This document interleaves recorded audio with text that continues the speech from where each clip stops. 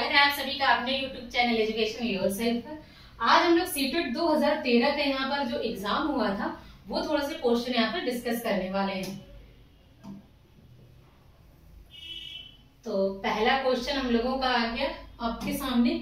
पहला क्वेश्चन है के अतिरिक्त बुद्ध के निम्नलिखित बच्चों को स्टेबॉर्न के त्रिवंत सिद्धांत में संबोधित किया गया है। तो हमारा जो पहला यहाँ पर ऑप्शन दे रखा है अव्ययभूत, बी है सामाजिक और सी आपका हो गया अनुभविक और डी है संदर्भगत। तो जो हमारा राइट आंसर है यहाँ पर क्या हो जाएगा, सामाजिक हो जाएगा। फिर सेकंड क्वेश्चन है हार्वर्ड गार्डनर का बुद्धि का सिद्धांत पर बल देता है। तो किस पर बल देता है? पहला ऑप्शन है हमारा सामान्य बुद्धि पर, बी है विद्यालय में आवश्यक सामान्य योग्यताओं पर, सी है हमारा ऑप्शन प्रत्येक व्यक्ति की विलक्षण योग्यताओं पर और डी है हमारा शिक्षार्थियों में अनुबंधित कौशलों पर। तो यहाँ पर हमारा राइट आंसर क्या हो जाएगा, सी ऑप्शन हो जाएगा, प्रत्येक व्यक्ति की विलक्षण योग्यताओं पर। इसके बाद में थर्ड क्वेश्चन है फा और चा ध्वनियां हैं। तो हमारा पहला यहाँ पर ऑप्शन है रूपक, बी है हमारा लेखिम और सी है शब्दिम और डी यहाँ पर शनिम। तो यहाँ पे राइट आंसर क्या हो जाएगा, शनिम, मतलब डी वाला हमारा राइट आंसर हो जाएगा। फिर आज आ रहे हैं हम लोग चौथे क्वेश्चन पर। तो हमारा जो चौथा क्वेश्चन है, कक्षा में जेंडर रूढ़िवादिता से बचने के लिए एक शिक्षक को क्या करना चाहिए? तो पहला ऑप्शन है लड़के लड़कियों को एक साथ अपारंपरिक भूमिकाओं में रखना चाहिए।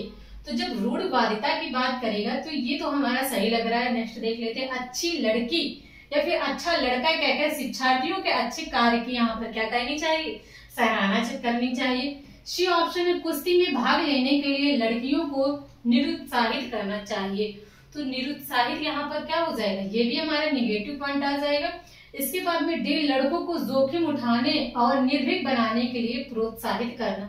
तो केवल आप लड़कों की ही यहाँ पर क्या निर्भीक नहीं बना सकते हैं। तो जो हमारा राइट आंसर वो ए हो जाएगा, लड़के लड़कियों को एक साथ अपारंपरिक भूमिकाओं में क्या करना चाहिए, रखना चाहिए। फिर नेक्स्ट क्वेश्चन देख लेते हैं।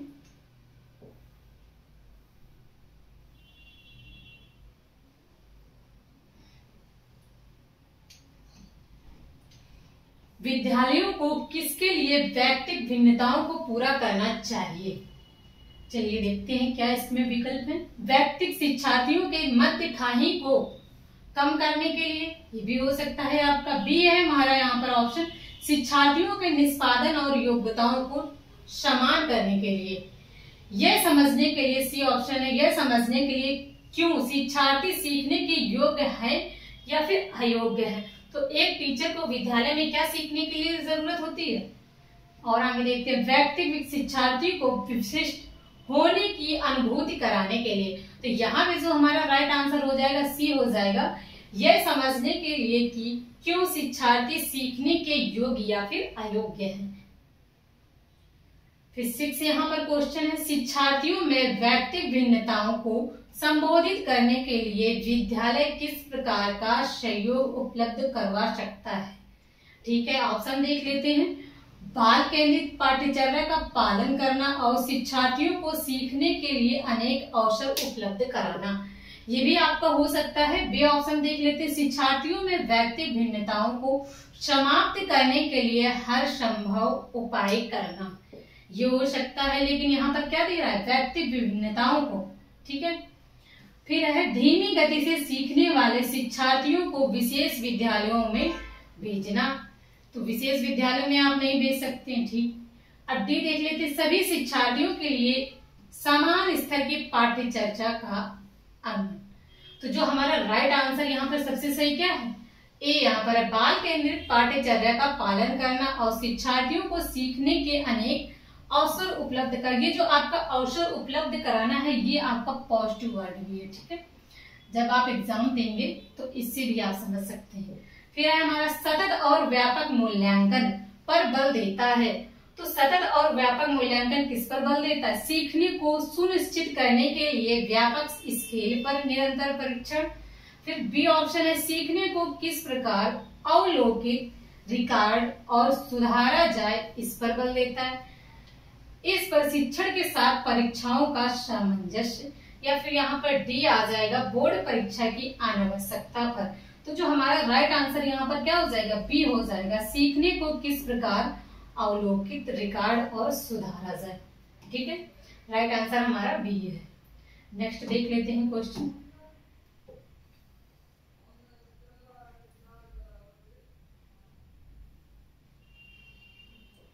तो हमारा यहाँ पर नेक्स्ट हमारा जो क्वेश्चन आ जाएगा, विद्यालय आधारित आकलन। तो इसमें देख लेते हैं, आकलन की बात हो रही, विद्यालय में शिक्षा बोर्ड की जवाबदेही कम कर देता है। बी है सार्वभौमिक राष्ट्रीय मानकों की प्राप्ति में बाधा उत्पन्न करता है।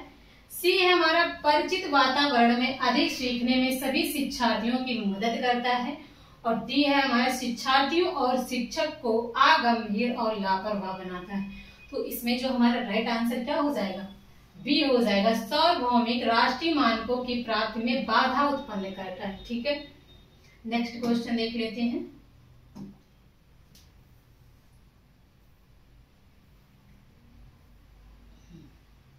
बहुत ही अच्छा क्वेश्चन आपके सामने है, आ गया है।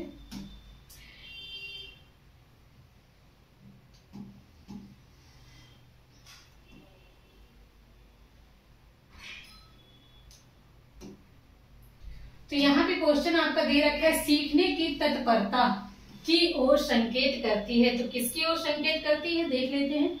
ऑप्शन शिक्षार्थियों का सामान्य योग्यता स्तर पर। ठीक है, बी है सीखने के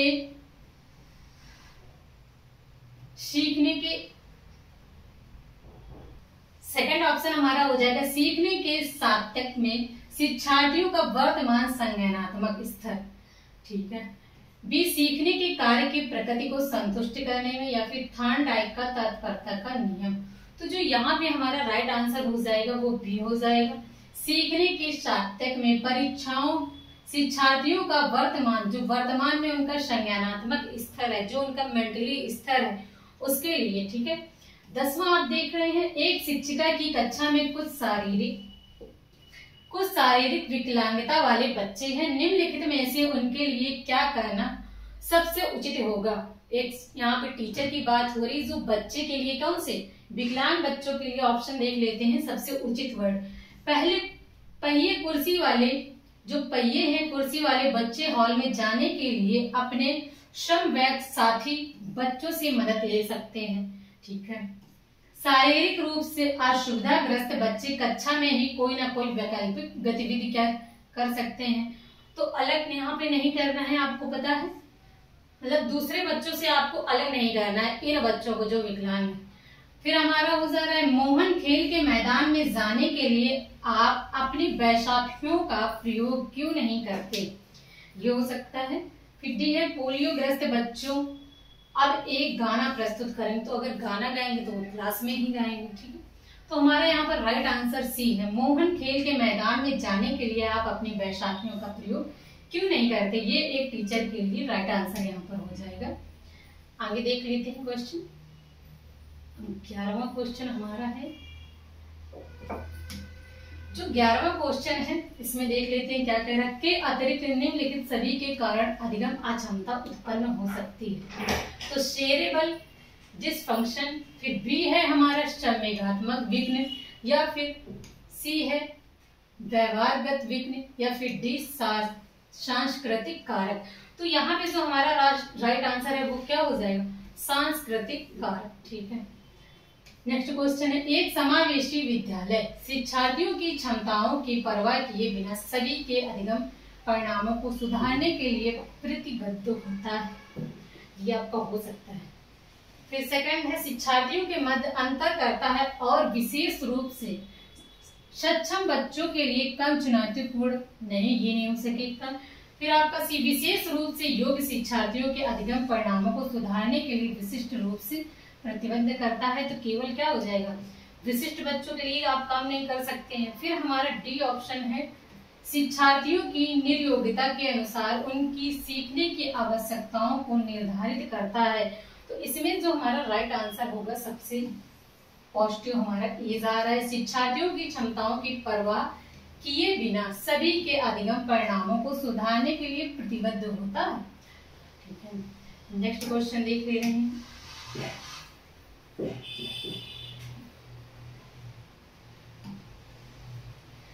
प्रतिभाशाली शिक्षार्थी को, ठीक है, क्या करना चाहिए? ऐसे सहयोग की आवश्यकता होती है जो सामान्यतः विद्यालय द्वारा नहीं कराए जाते।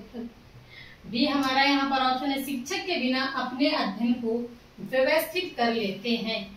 और सी हमारा है, अन्य शिक्षार्थियों के लिए अच्छे मॉडल बन सकते। नेक्स्ट क्वेश्चन है हमारा, के कारण प्रतिभाशालीता होती है? तो किसमें होती है देख लेते पहले, आनुवंशिकता के कारण, या फिर बी वातावरणीय प्रेरणा रचना के कारण, सी ऑप्शन है ए और बी का संयोजन मतलब इन दोनों के कारण, या फिर डी है मनोसामाजिक कारकों द्वारा।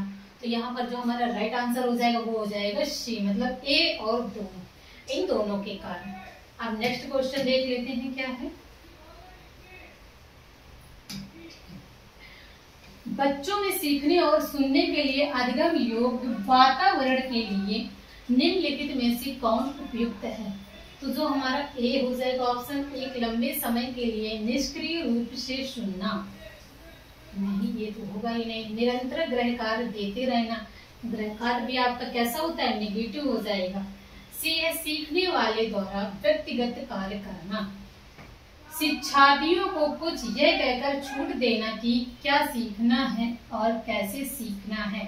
तो इनमें से जो आपका राइट आंसर हो जाएगा वो डी हो जाएगा। शिक्षार्थियों को कुछ यह छूट देना है कि क्या सीखना है और कैसे सीखना है। एक टीचर को हमेशा ये बताते रहना चाहिए स्टूडेंट को कि आप कुछ भी सीखेंगे तो किस तरह से सीखेंगे। तो यहाँ यही आपको बताया गया है इस क्वेश्चन में। तो दोस्तों आज हमने यहाँ पे 15 क्वेश्चन डिस्कस किए हैं। जब नेक्स्ट आपका यहाँ पर वीडियो आएगी तो उसमें हम लोग 15 से लेकर जो आपके 30 तक के क्वेश्चन थे वो डिस्कस करेंगे। और आप लोग इसको देखते भी रहिए, लाइक भी करिए, हमारे चैनल को ज्यादा से ज्यादा सब्सक्राइब भी करते रहा करिए, क्योंकि 20 अगस्त में आपका यहाँ पर एग्जाम होना है। तो उसी हिसाब से आप लोग अपनी और भी तैयारी करते रहिए। तो वीडियो अच्छी लगी हो तो दोस्तों लाइक करिए, फॉलो करिए, सब्सक्राइब करिए और ज्यादा से ज्यादा आप लोग शेयर भी करिए। Thank you.